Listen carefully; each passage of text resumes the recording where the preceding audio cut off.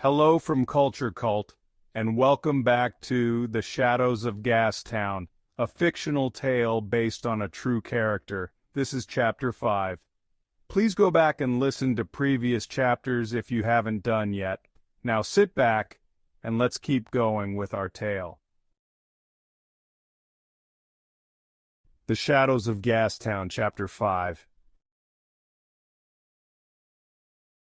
The shadows that had once haunted the globe now seemed to haunt Jack himself.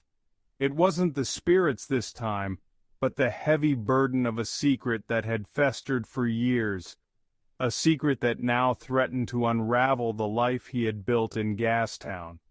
Jack had always known that his past in Somerset would eventually catch up with him. When he left England, he had made a promise to Olivia, his wife, and to their young son, George, that he would return once he had made his fortune in the new land.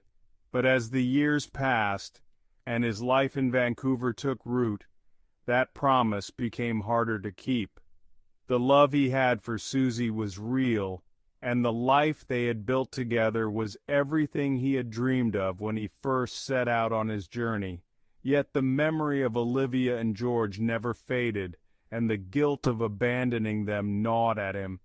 Jack had kept this part of his life hidden from everyone, even Suzy, but now the walls he had so carefully built around his past were beginning to crumble. The news had arrived unexpectedly, brought by a compatriot from Somerset who had found his way to Gastown. Jack learned that Olivia was unwell, seriously ill, and that George, now a young boy, was struggling to care for her in his absence. The weight of this knowledge was too much for Jack to bear, and it began to manifest in ways he couldn't control. At first, it was small things, his hands trembling as he poured a drink, his mind wandering during conversations, a distant look in his eyes when he thought no one was watching. But Suzy noticed. She always noticed. She tried to ask him about it gently at first, but Jack brushed her off, claiming that he was simply tired or preoccupied with business. But the distance between them grew, and Suzy's concern turned to frustration.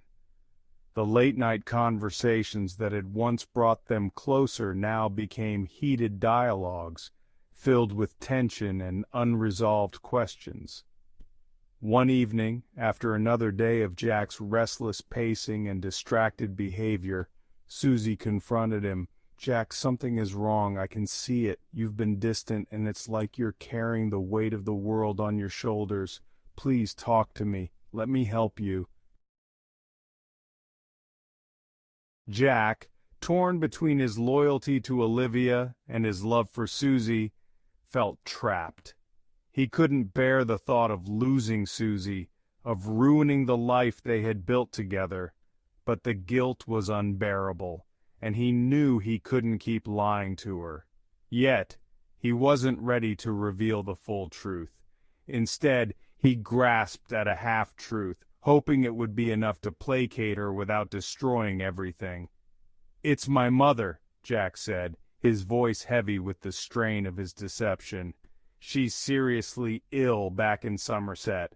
I just received word and I don't know what to do.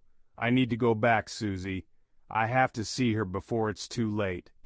Suzy's eyes softened with sympathy, but there was a flicker of doubt. She knew Jack well enough to sense that something more was going on, but she also knew how deeply he cared for his family. "Jack, if you need to go, then you should. But please, let me come with you. We can face this together." Jack shook his head, his heart aching at the thought of dragging Suzy into the mess he had created.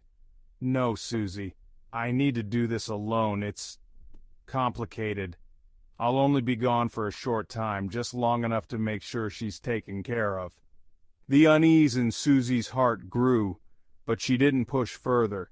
She could see how much Jack was struggling, and despite her doubts, she wanted to trust him. "All right, Jack, but promise me you'll come back. We've built something here, something worth fighting for. Jack took her hands in his grip firm, but his eyes betraying the turmoil within. "I promise, Suzy, I'll come back. You and I. We have a future together. I just need to make sure everything's right back home first." The next day, Jack made arrangements to leave Gastown. He left Suzy in charge of the Globe, trusting her to keep things running smoothly in his absence. But as he prepared to depart, his heart was heavy with the knowledge that he was leaving behind more than just a business. He was leaving behind the life he had forged in the shadow of his past. As Jack boarded the ship bound for England, his mind was a whirlwind of conflicting emotions. He knew he had to face the reality he had avoided for so long, to see Olivia and George again, and to reckon with the choices he had made. But he also knew that doing so could mean losing Suzy, the woman who had become his partner, his confidant, and the love of his life. The journey across the Atlantic was long and filled with endless nights of self-reflection. Jack wrestled with the decisions he had made, the lies he had told, and the impossible choices that now lay before him. He knew that when he returned to Gastown, if he returned, he would have to confront the truth, both with Olivia and with Suzy. But as the ship drew closer to the shores of England, Jack's thoughts turned to Olivia. He wondered how she had fared in his absence, how George had grown, and whether there was any chance of reconciling the life he had left behind with the one he had built anew. The future was uncertain, and Jack was painfully aware that whatever path he chose. As the coastline of Somerset came into view, Jack steeled himself for the reunion that awaited him. The road ahead was fraught with heartache and difficult decisions, and he knew that he would have to summon every ounce of courage to face what lay ahead.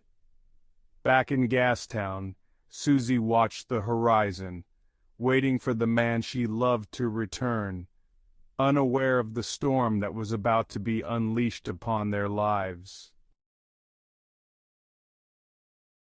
And that wraps up Chapter 5. Please stay tuned for more. If you enjoyed this chapter, I'd appreciate it if you give it a thumbs up. So long.